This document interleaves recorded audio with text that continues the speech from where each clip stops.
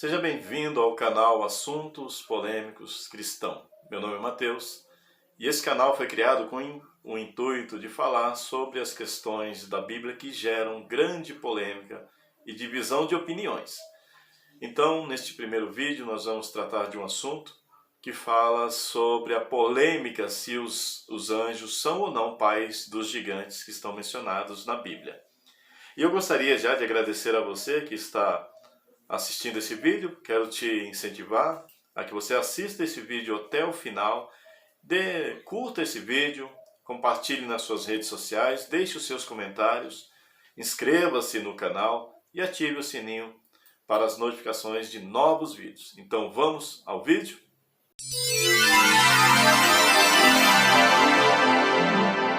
Afinal, a Bíblia ensina realmente que os anjos são os pais dos gigantes, que estão referidos ali em Gênesis no capítulo 6. O texto fala que havia gigantes naqueles dias na terra e também depois, quando os filhos de Deus entraram nas filhas dos homens, delas eles geraram os gigantes, os valentes, que havia na antiguidade, os varões de fama. Essa pergunta, se os anjos são os pais dos gigantes, realmente uma boa pergunta. Porque os anjos são seres fascinantes, eles influenciaram as artes, a música, você percebe os anjos no cinema, em todas as religiões há referências sobre os anjos. Inclusive em 1998, o ator Nicolas Cage interpretou um personagem que era o anjo Sete, o anjo encarregado de proteger a cidade de Los Angeles. E no enredo da história ele se apaixona por uma personagem também, uma mulher chamada Meg, uma cirurgiã, que está frustrada porque não conseguiu salvar uma vida. E ali as histórias se multiplicam, né? Nos livros, as literaturas em geral falam sobre esses personagens, sempre ou como heróis ou como vilões. Mas, biblicamente, os anjos são os pais dos gigantes? É uma pergunta difícil de responder, ela tem gerado alguma polêmica, porque nós temos duas correntes principais. Uma que diz que sim, que os anjos eles são os pais dos gigantes da antiguidade, os gigantes referidos na Bíblia, a raça de gigantes, ou os Enaquins. Os argumentos a favor dessa concepção, eles giram em torno dos textos da carta de Pedro e também alguns versículos na carta que Judas escreve, dizendo que alguns anjos deixaram a sua própria habitação. Também o livro apócrifo de Enoque fala sobre os anjos que geraram filhos, né? Coabitaram com mulheres. Isso explicaria o surgimento de uma raça que fosse sobre-humana, de estatura descomunal. Também há relatos em todas as culturas de seres de grande estatura e de grande força. Isso corrobora e fortalece essa concepção. Inclusive, algumas denominações acreditam realmente que anjos sim, coabitaram, tiveram relações sexuais com mulheres humanas e delas geraram filhos, e esses casamentos mistos geraram as pessoas de grande estatura.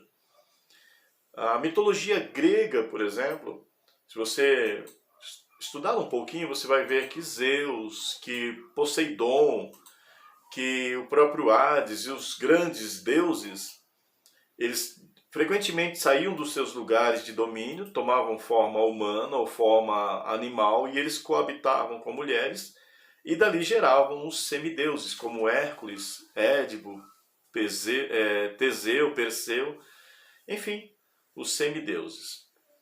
Então é um assunto muito popular. A dificuldade de aceitar essa argumentação é porque qualquer pessoa entende que a formação de uma vida ela depende da junção de um óvulo com um espermatozoide. E apesar de a Bíblia apresentar que os anjos eles podem metamorfosear-se ou apresentar-se em forma humana a ponto de não serem percebidos, em nenhum local da Bíblia é referido que esses seres possuem fisiologia humana. Ou seja, os anjos, apesar de terem a aparência de homens, muito possivelmente eles não possuem a biologia masculina e feminina e, portanto, são incapazes de gerar. O argumento a favor disso é dado por Jesus Cristo, quando ele diz que os que alcançarão a ressurreição nem se darão em casamento, nem casarão, mas serão como anjos do céu. Então, Jesus está praticamente afirmando que anjos não possuem vida sexual e anjos não possuem células sexuais, o que impossibilitaria a geração de gigantes por meio dessa conjunção de seres divinos e seres humanos. A outra versão diz que esses valentes ou esses gigantes foram simplesmente a junção da raça dos descendentes de Sete com as descendentes de Caim. O argumento não é tão sólido, porque, apesar de explicar a corrupção da raça humana, e a Bíblia também não diz que Deus manda o dilúvio por causa do pecado dos anjos, mas por causa do pecado dos homens. Então isso explicaria que essa junção culminou numa grande corrupção que por fim trouxe o dilúvio. Mas qual seria o problema?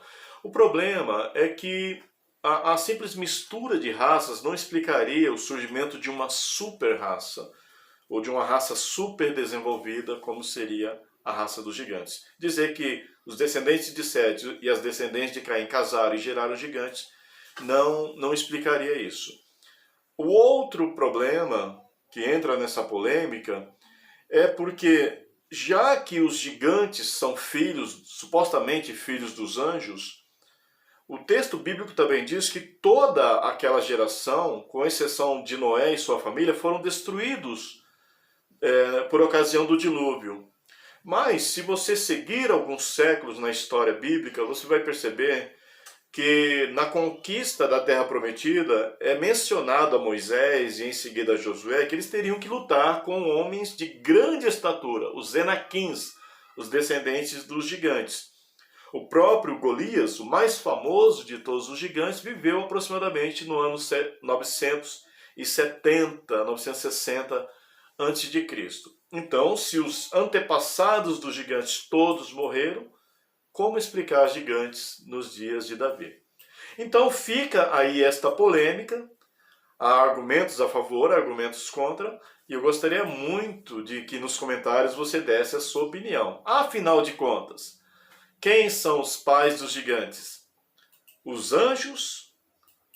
Os homens que se misturaram ali no começo das eras? Qual é a sua opinião?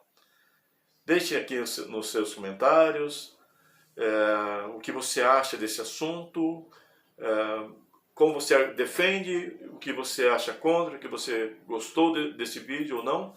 Comente aqui, vai nos ajudar bastante.